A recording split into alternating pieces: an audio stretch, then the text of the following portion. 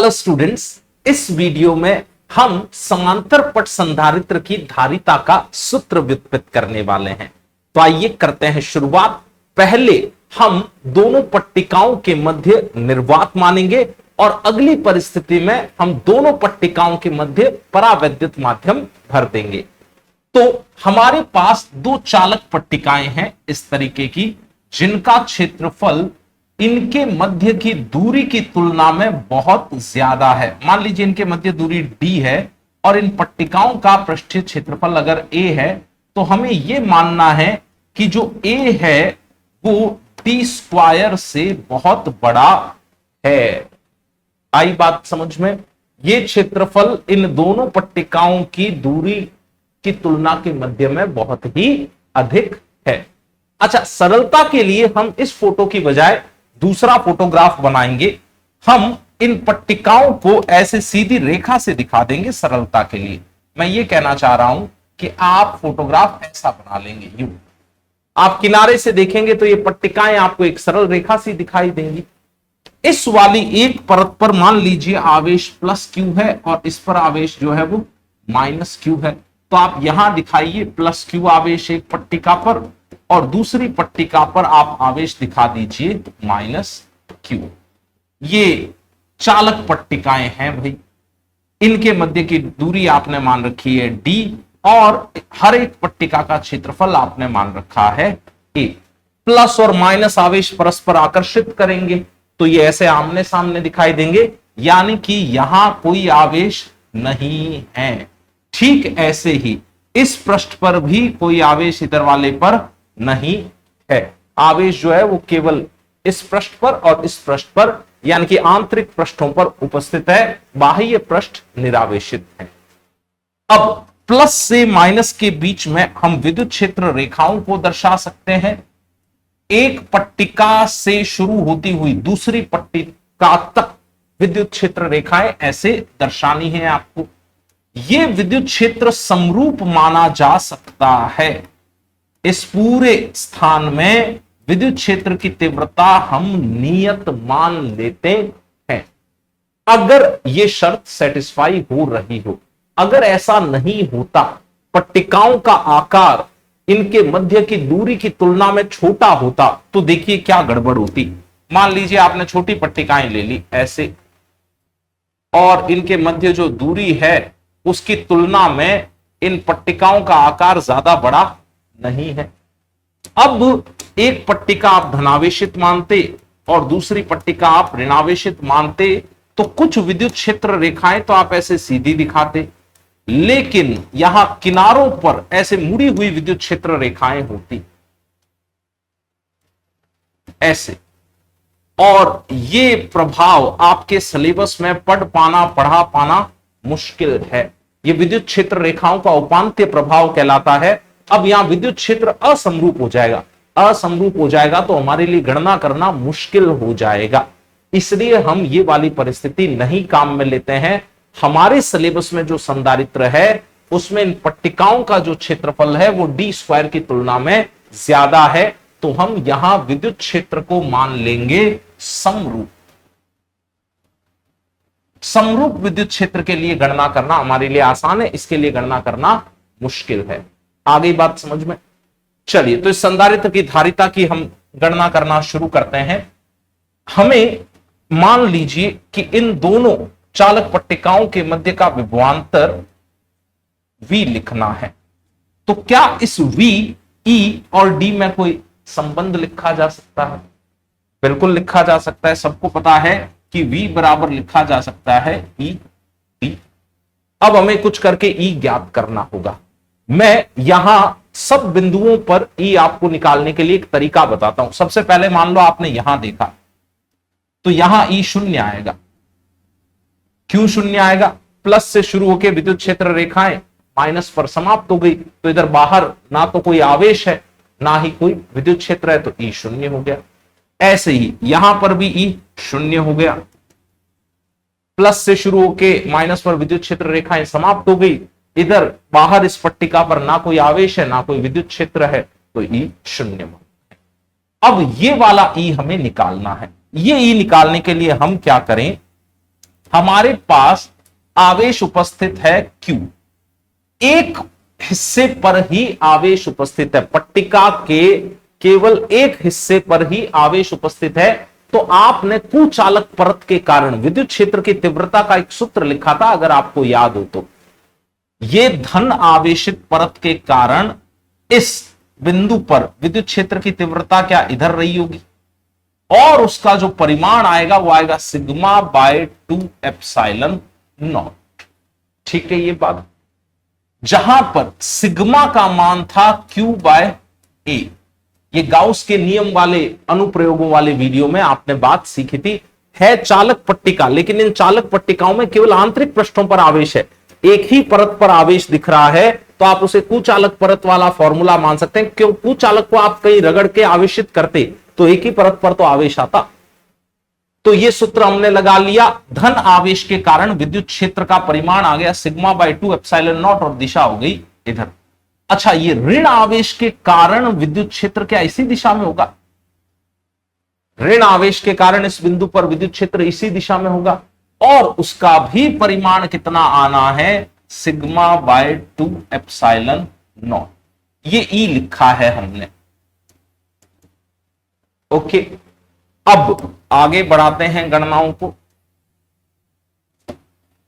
Sigma का मान रखने से पहले मैं यहां चीजें जोड़ लेता हूं। सिग्मा बाय 2 एप्सिलॉन नॉट और सिग्मा बाय 2 एप्सिलॉन नॉट मिलके कितना हो गया? Sigma by epsilon not. तो V बराबर sigma by epsilon not into D. अच्छा, इसमें सिग्मा की जगह आप रख सकते हैं Q बाय A, तो V बराबर आ गया Q बाय A। एक एप्सिलॉन नॉट नीचे पड़ा है, एक D इधर पड़ा है। हमने पिछले वीडियो में C का सूत्र देखा था। C का सूत्र क्या था अगर आपको याद हो तो भाई? धारिता C बराबर हमने क्या लिखा था? Q by V। तो Q और V का अनुपात लाने का अरेंजमेंट मुझे यहां दिख रहा है। Q ये पड़ा, V को नीचे भेज देता हूं, तो हमारे पास एक तरफ तो आ गया Q बाय V। Q पड़ा है, V को नीचे भेज दिया, तो एप्सिलॉन नॉट A जाएगा ऊपर, एप्सिलॉन नॉट A गया ऊपर, D गया नीचे। अच्छा, Q बाय V को ही हम नाम क्या देंगे? C। तो हमारे पास धारिता का सूत्र आ चुका है। समांतर पट्ट संधारित्र की धारिता जो है वो आने वाली है epsilon naught A by D, यदि हमने इन पट्टिकाओं के मध्य यहां क्या मान रखा है? निर्वात। अब आप जरा देखिए, पिछले वीडियो में हमारी बातचीत हुई थी कि ये धारिता जो है वो ना तो Q पर निर्भर करती है ना ही V पर निर्भर करती है। धारिता तो ज्यामितीय कारकों पर निर्भर करती है, दोनों पट्टिकाओं के मध्य के माध्यम पर भी निर्भर करती है। ठीक है, ये बात। क्षेत्रफल जितना ज्यादा होगा धारिता उतनी ज्यादा होगी, पट्टिकाओं के मध्य दूरी जितनी कम होगी C का मान उतना ही अधिक होगा। तो ये डेरिवेशन आप लिख सकते हैं जब हमारे पास यहां समरूप विद्युत क्षेत्र उपस्थित हो और पट्टिकाओं के मध्य हो निर्वात। लिखे इसे, फिर हम बढ़ेंगे इससे आगे। पिछले वीडियो में हमने देखा था कि व्यावहारिक रूप में 1 फैराड धारिता के संधारित्र नहीं पाए जाते हैं। ये बात मैं इस सूत्र से समझाने वाला हूं, C बराबर epsilon naught A by D। आइए अगले पेज पर। हम जानते हैं सूत्र C बराबर होता है epsilon naught A by D। हमने एक समांतर पट्ट संधारित्र मान लिया, ये माना कि इसकी प्लेटों के मध्य की दूरी D है, और ये D बराबर मान लो आपने 1 सेंटीमीटर ले रखा है या 10 की घात -2 मीटर ले रखा है।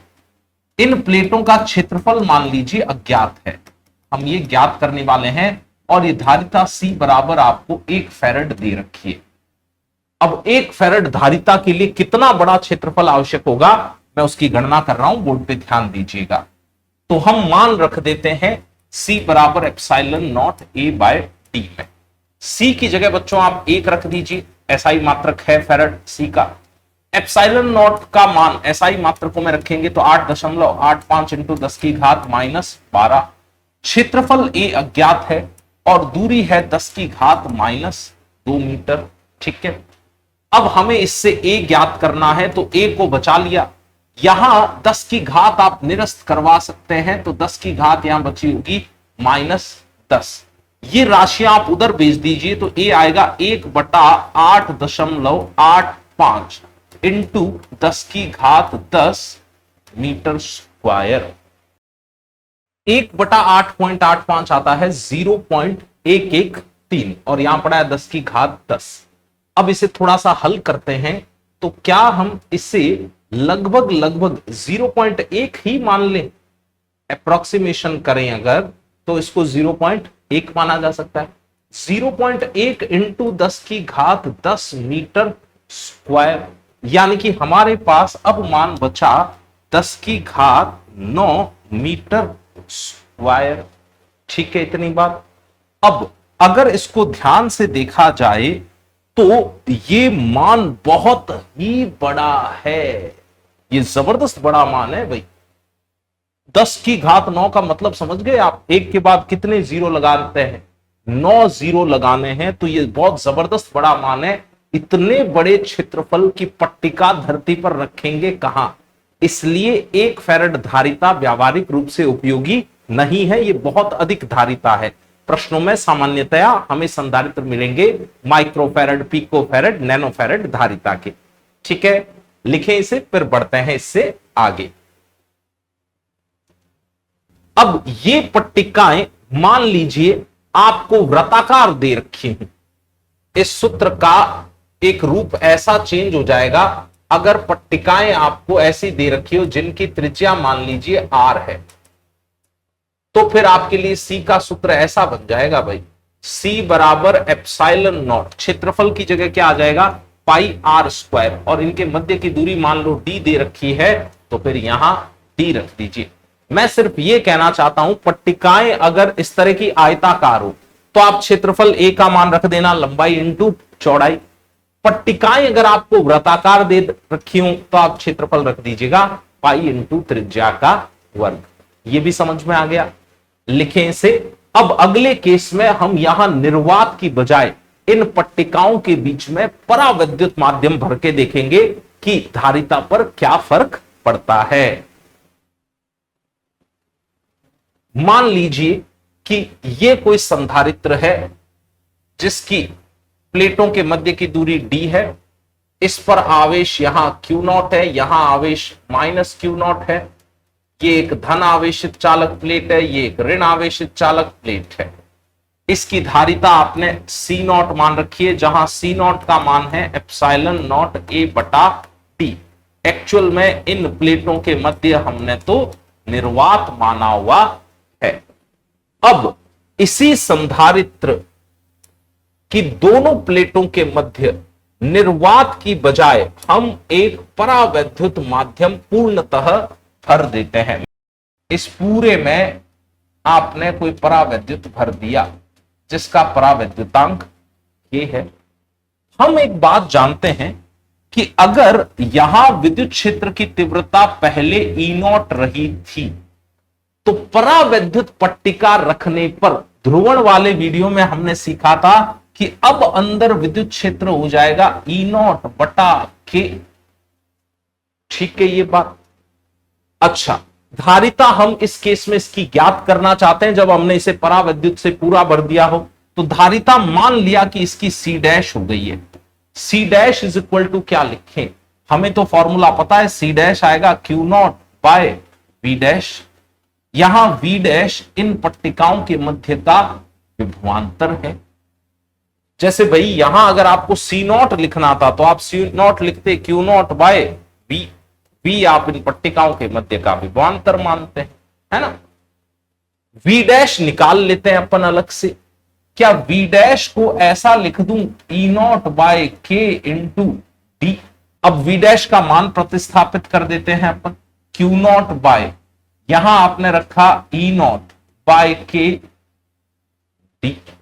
सहमत है इस बात से?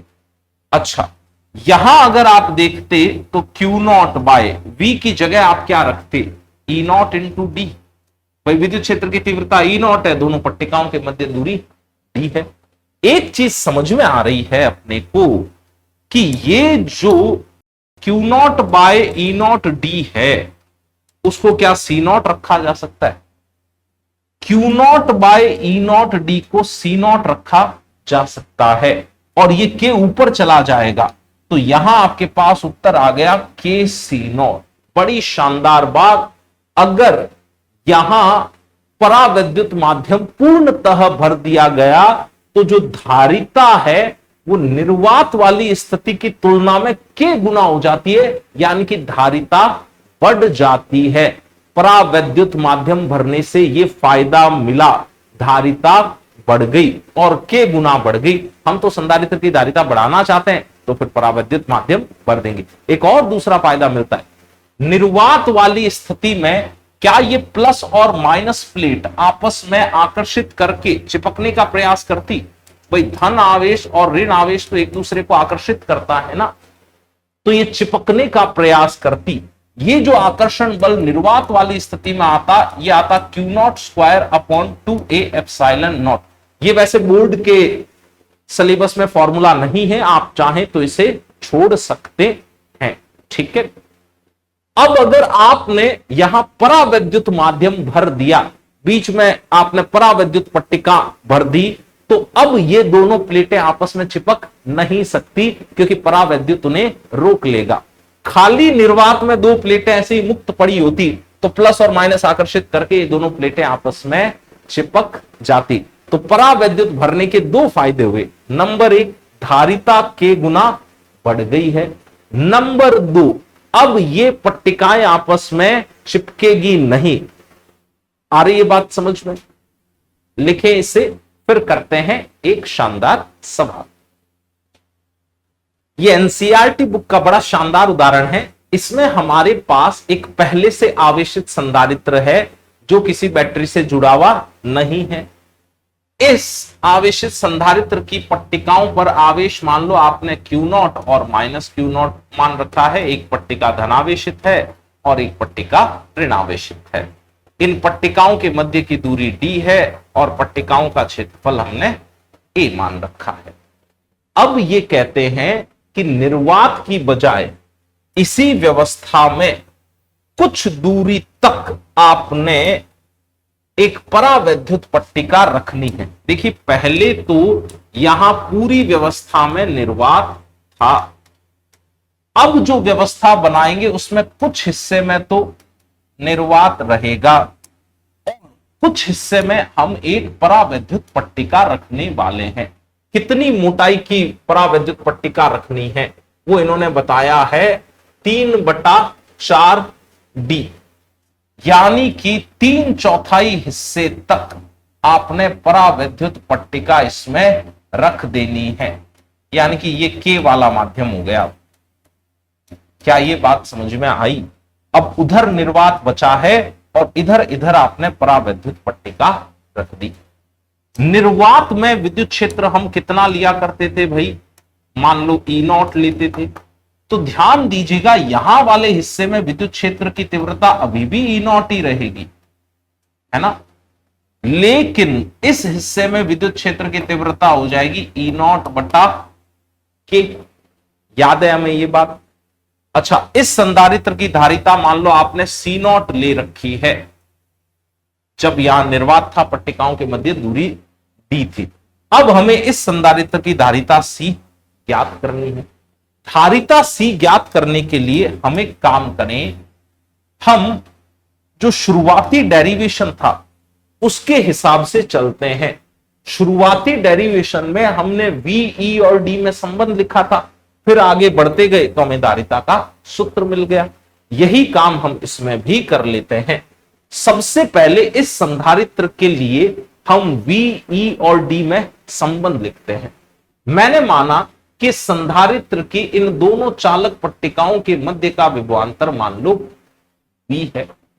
आवेश क्यों नहीं बदला? क्योंकि यह संधारित्र किसी बैटरी से जुड़ा हुआ नहीं है, खुले परिपथ में है संधारित्र, तो आवेश तो पट्टिकाओं पर नियत रहेगा, कहीं आवेश आने जाने के लिए रास्ता ही नहीं है, संधारित्र किसी परिपथ में नहीं जुड़ा हुआ। ये विभवांतर V बराबर अगर अपने लिखने जाएं तो सबसे पहले यहां जो विद्युत क्षेत्र की तीव्रता है वो उपयोग में आने वाली है भाई ई नॉट बाय के। और कितनी दूरी तक ये विद्युत क्षेत्र है ये तो प्रश्न ने बता रखा है, ये वाला विद्युत क्षेत्र यहां से यहां तक कितनी दूरी तक था भाई? 3D/4। ये दूरी हमें पता है, ये वाली दूरी थी 3D/4 और ये वाली दूरी बची है अब D/4। तो यहां V लिखने में विद्युत क्षेत्र की तीव्रता का मान रख दिया E0/K और दूरी से गुणा करूं तो मुझे लिखना पड़ेगा 3D/4। अब आगे बढ़े, विभवांतर का यहां का हिसाब लगाने के लिए विद्युत क्षेत्र की तीव्रता तो है भाई E0 और दूरी जो इस्तेमाल होगी वो होगी D/4। क्या ये बात सबको समझ में आई? ठीक है। अच्छा, अब इसमें से जो जो चीजें कॉमन आ रही है वो अपन कॉमन ले लेते हैं। देखिए E0 D/4 इसमें भी है, E0 D/4 इसमें भी है, तो हमारे पास मान आ गया 3/K + 1। सहमत है इस बात से? अब इधर अगर अपन मान लिखते और ये बोलते कि विभवांतर पट्टिकाओं के मध्य मान लो V0 है, यहां विद्युत क्षेत्र की तीव्रता निर्वात में हम कितनी मान रहे हैं? E0। तो हम V0 बराबर क्या लिखते? E0 D लिखते। इससे भी सहमत हैं? यानी कि जो E0 D है इसकी जगह क्या लाया जा सकता है भाई? E0 D की जगह V0 लाया जा सकता है। तो V बराबर मैंने रख दिया V0/4 और यहां लघुत्तम समापवर्तीय ले लेते हैं तो 3 + K/K। ये भी बात समझ में आई?